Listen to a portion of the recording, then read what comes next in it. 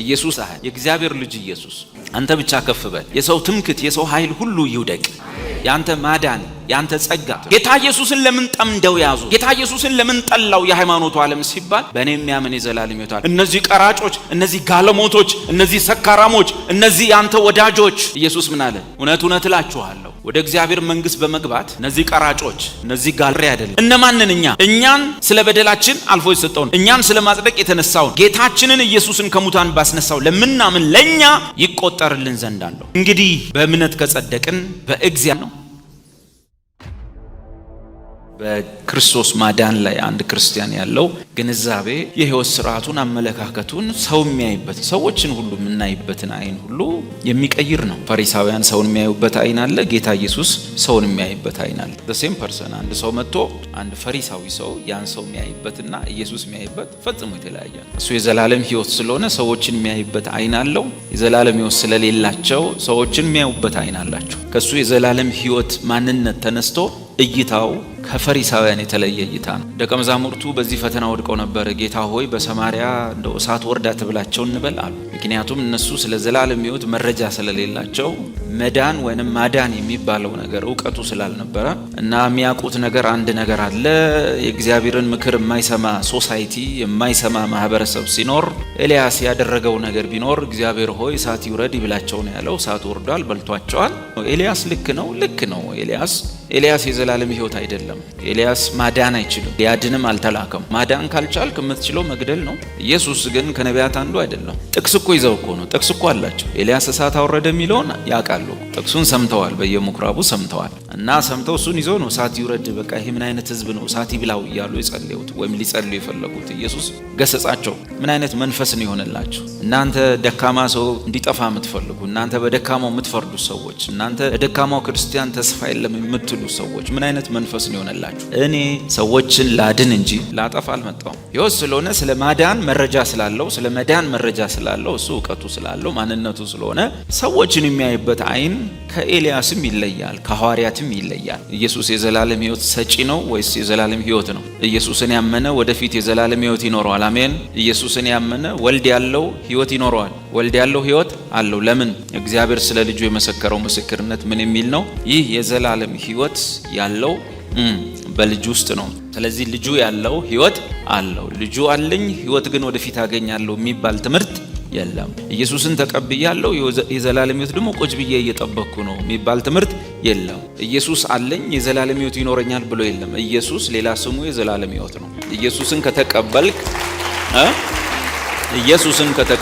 በኋላ ቁጭ ብለህ የምትጠበቀው የዘላለም ሕይወት የሚባል ካለ ያለ አማራጭ አንድ ነገር ብቻ ነው፣ ጌታን መቀበል እና ጌታ እንድትቀበሉ ጋብዛችኋለሁ። ኢየሱስን እያመናችሁ የዘላለም ሕይወት ወደፊት የምትጠብቁ ቁጭ ብላችሁ አንድ ቀን እሱንም ደግሞ ዳማንያ ቃል ደግሞ የኔ ነገር ደካማ ነኝ ላጣውም እችላለሁ የምትሉ ሰዎች ተስፋችሁ አንድ ነው። ጌታ ኢየሱስ ክርስቶስን የመጽሐፍ ቅዱሱን ኢየሱስን ጌታ ኢየሱስ ክርስቶስን የግል አዳኝ አድርጋችሁ መቀበል። የሚያስተምሩት ከእንትን መጽሐፍ ላይ ነው ይላል፣ ከእናንተው መጽሐፍ ላይ ነው። እስካሁን ድረስ ከቁርአን አልጠቀስንም። እስካሁን ከታምረ ማርያም አልጠቀስም። እንዴ ከጻፈው መጽሐፍ ላይ አለማንበባችሁ ያስፈርድባችኋል እንጂ እኛ ስላነበብነው ልትፈርዱብን አይገባም። ሃይማኖት ከየት ይሸመጠጣል? ዝም ብለህ ቁጭ ብለህ አስበህ ትፈጥረዋለህ እንዴ? አባቶቼ ያመኑትን እኮ ነው የምነግርህ። ኢየሱስ ያስተማረውን ሐዋርያት የጻፉትን አባቶቼ የከተቡትን እኮ ነው የምንነግርህ። እኛ ላይ ደርሶብን ነው። እኛ ተረኛ ነን።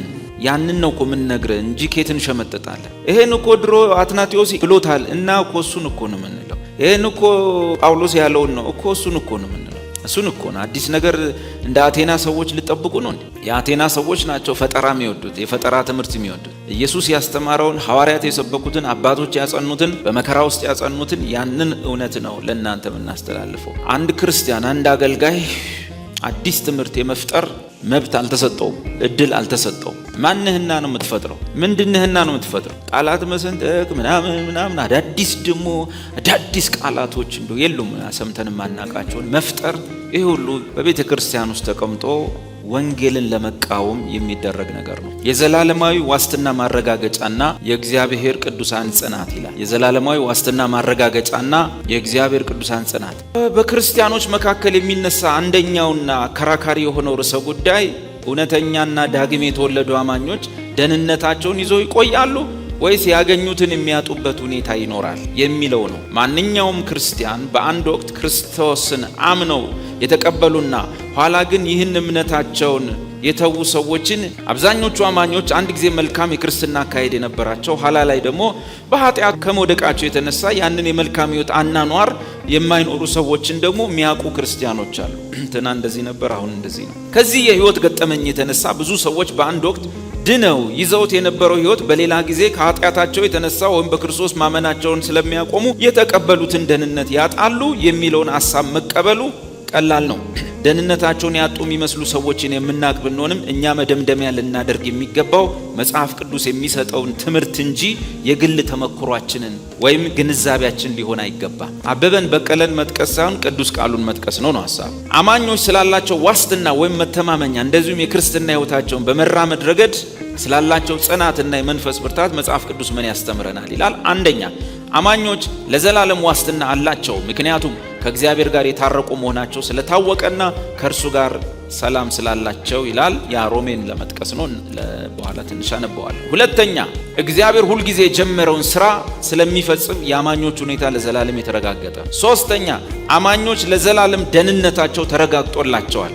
ምክንያቱም የእግዚአብሔር መንፈስ ቅዱስን የተቀበሉ ስለሆኑና በእርሱም የታተሙ በመሆናቸው። አራተኛ፣ አማኞች የዘላለም ዋስትና አላቸው። ምክንያቱም ኢየሱስ ራሱ ስለሚጠብቃቸውና ስለሚንከባከባቸው ነው። አምስተኛ፣ አማኞች ለዘላለም የተጠበቁ ናቸው። ምክንያቱም ከክርስቶስ ጋር ሞተው ሕያዋን ሆነው የተነሱ ስለሆነ።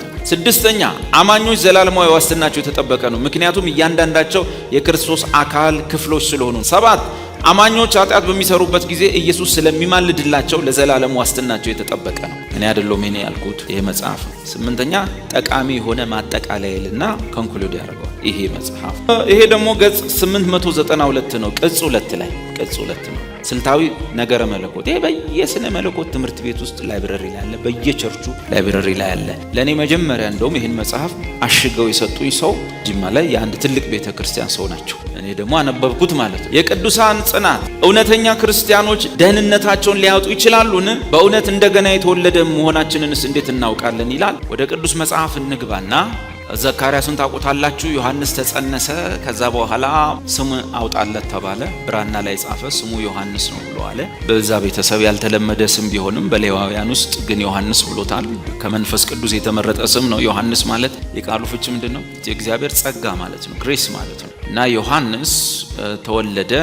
ወረድ ብሎ ስለ ኢየሱስ ያወራው ነው። እስቲ የመዳን ቀንድ በሉ። የመዳን ቀንድ ምንድን ነው? ቀንድ ምንድን ነው? ቀንድ በመጽሐፍ ቅዱስ ኃይል፣ ፓወር፣ ኦቶሪቲ ወዘተ። ቀንድ እንደሱ ማለት ነው። እንዲያርጌ ነው ምድን ነው። እንዲህ ካላረኩ አልድንም፣ እንዲህ ካረኩ ነው ምድን ነው የሚል ሰው ቀንድ አለክ ማለት ነው። ብራዘር ቀንዳም ምንም አቅም የለም። እውነት ልንገር፣ ያለ ኢየሱስ ተስፋ የለም። ያለ ኢየሱስ እኔ እዚህ የመጣሁት ኢየሱስን ላከብር ነው። ዛት ሚንስ አንተን ልክን ልነገር ነው። እግዚአብሔር ኢየሱስን ብቻ አክብረው። እዚህ ቤት ማንም ሰው አይታይ። ሸፍነን እስከዛሬ ያቆየህን የደገፍከን፣ በብዙ ነገር ውስጥ ስናልፍ ያበረታህን፣ አቅማችን ጉልበታችን ስንፍገመገም የደገፍከን፣ ስንወድቅ ያረገጥከን፣ ያነሳህን የእግዚአብሔር ልጅ ኢየሱስ አንተ ብቻ ከፍ በል። የሰው ትምክት፣ የሰው ኃይል ሁሉ ይውደቅ። ያንተ ማዳን፣ ያንተ ጸጋ፣ ያንተ ምሕረት፣ ያንተ ሕይወት እርሱ የተገለጠ ይሁን። እግዚአብሔር ሆይ ኢየሱስን አክብረው። በዚህ ቤት ውስጥ ኢየሱስን ብቻ አክብረው። እኔነት በኢየሱስ ክርስቶስም የተደበቀ ይሁን። እኔነት በኢየሱስም የተሰበረ ይሁን።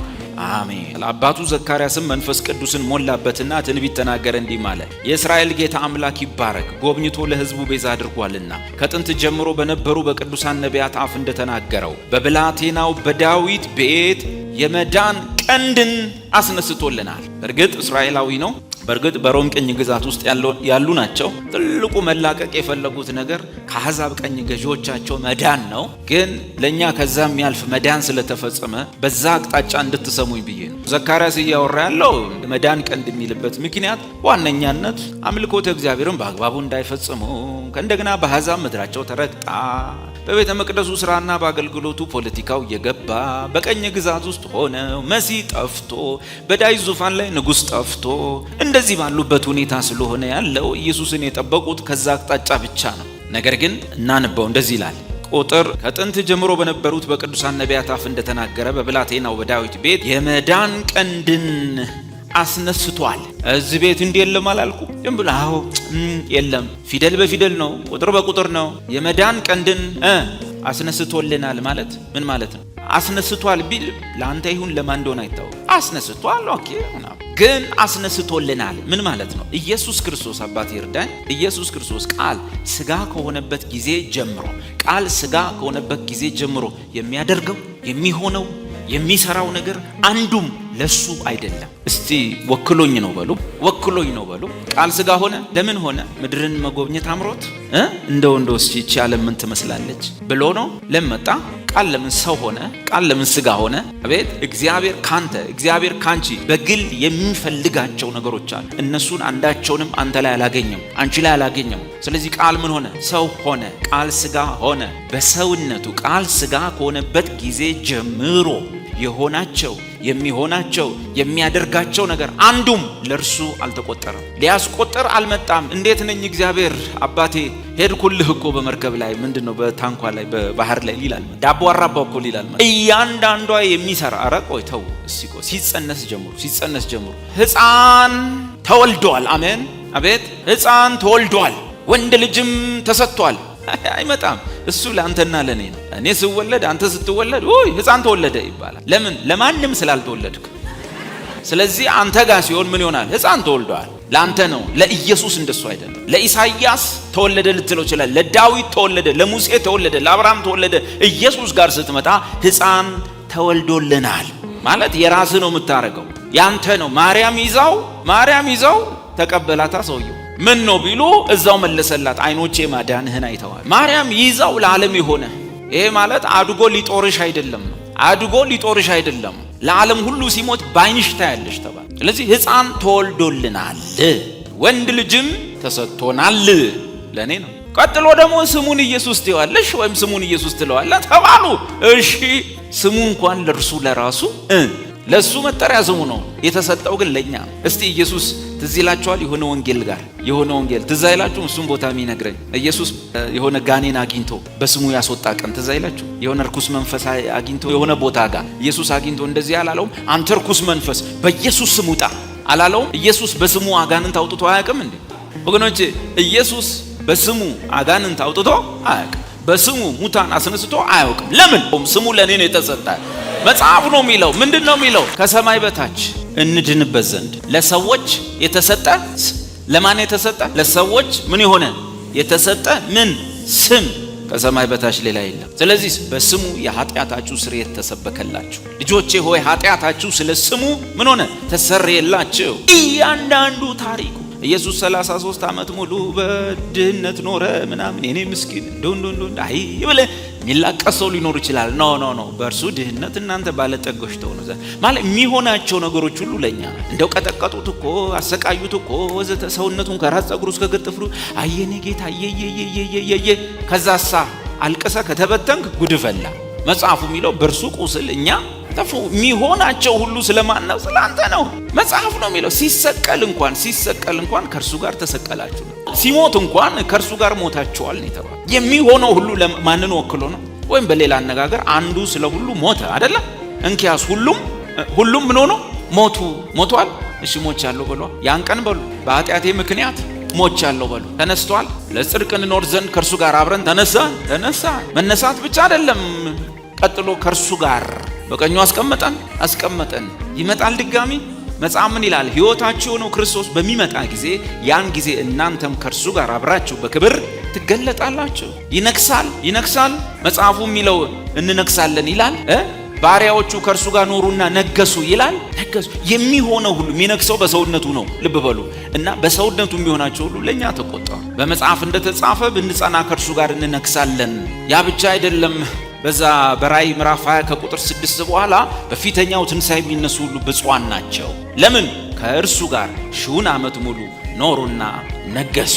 በጣም ለማመን የሚከብድ ነገር ሁሉ መጨረሻ የጻፈ ራእይ 2 ላይ ባሪያዎቹም ከእርሱ ጋር ነገሱ። ታውቃለህ አይደለ? ምድር የምትናወጠው ባሪያ ሲነግስ ነው። መጽሐፍ እንደሚለው እኛ ግን ነግሳለን። ምንም ማድረግ አይቻልም። ባሪያዎቹ ከእርሱ ጋር ይነግሳሉ ይላል መጽሐፍ ነው የሚጽፈው። በሰውነቱ ያደረጋቸው ነገሮች ለክርስቲያኖች ተቆጠሩ። ኢየሱስን የበላው ከእርሱ የተነሳ በሕይወት ይኖራል። ዘላለም ሕይወት አለን። አሁን እናንብና በዳዊት ቤት የመዳን ቀንድን አስነስቶልናል። ለኢየሱስ ሁሌ ሲነበብ ወዴታ አምጥተህ ሆኖ የምታነበው ላንተ አድርገህ ነው የምታነበው። ኢየሱስ እኮ ተወለደ፣ አራከው ተወለደልኝ ይባላል። እንደው እኮ ገደሉት፣ ኖ ሞተልኝ ነው የሚባለው። እያንዳንዷ ነገር የእግዚአብሔር ልጅ በምድር ላይ የሚሰራት ሁሉ ላንተና ለኔ ነው። እዚህ ቤት ላለ ነው፣ ለመላእክት አይደለም። ላንተና ለኔ ነው እየፈጸመ ያለው፣ እየሰራ ያለው። የሚቀረን ነገር በሙላት ያደረጋቸውን ነገሮች ለኛ አድርጎ መቀበል። በሙላት ግራችን እርሱ የሰራቸውን የኛ አድርገን ከምንቀበል ይልቅ እኛ የሰራናቸውን መቁጠር እንወዳለን። እዚህ ወገኖቼ ኢየሱስ ያደረገልን የሰራልን በዚህ ገብቶ በዚህ ወጥቶ ይሄን ሁሉ ሰርቶልክ ከሚባል ይልቅ ወገኖቼ እስቲ ሰሞኑን ምን ነበር የሰራ ነው ስንባል ደስ ይለናል። የሱ ከሚቆጠርልን እኛ እናስቆጥረውን ብንቆጥር ደስ ይለናል። ያ ነው ትልቁ ችግር። ሃይማኖት ትልቁ አደጋው ይሄ ነው። ሃይማኖት የእግዚአብሔርን አይቆጥርልም፣ ያንተን ነው የሚቆጥርልህ። ትንሽ ስትሰራ ያጨበጭብላል። አጨብጭቡለት። በእውነት ይሄ ሰው በእውነት 7 ቀን ነው ጾሞ የወጣው ለምድሪቱ ነው የጸለየው እልል በሉለት ይልና ከዛ በኋላ ሰው ነህና ትሰናከላለህ፣ ትደክማለህ። ያን ጊዜ ደግሞ ስደቡት፣ ትበሉት፣ አትጨብጡት፣ አትንኩት፣ እርኩስ ነው ምናምን ይልሃል። ይህን ማስተምር እኔ በዚህኛው ሰውዬ መንገድ በህይወቴ ዘመን ሄጄ አይደለም። እንወዳደር እንዴት ነው? ነገር ግን እውነታው ይሄ ነው። ይህ ሰው ተስፋ አለው። ይህ ሰው የእግዚአብሔር ልጅ ነው። በእነዚህ በእኛ ወቅታዊ ስሜት መውጣትና መውረድ ላይ የተመሰረተ ህይወት እግዚአብሔር አልሰጠንም። በአንተ ማንነት ላይ የተጣለ ህይወት አልሰጠንም። ኃይል የሚያስፈልገው የማይችልን ነገር ወደሚችል ነገር ለማምጣት ነው። ውሃ ወደ ላይ አይወጣም። ስለዚህ ወደ ላይ የማይወጣን ውሃ ወደ ላይ እንዲወጣ አቅም ስለሌለው ስለማይችል ተፈጥሮ ስላይደለ የሆነ ኃይል ያስፈልገዋል። የሆነ ፕሬሸር፣ ኤነርጂ፣ ፓወር ምናምን ያስፈልገዋል ውሃውን ወደ ላይ ለመውሰድ። እኔና አንተ በእግዚአብሔር ፊት መቼም የዘላለም ህይወት በራሳችን ልናገኝ አንችልም።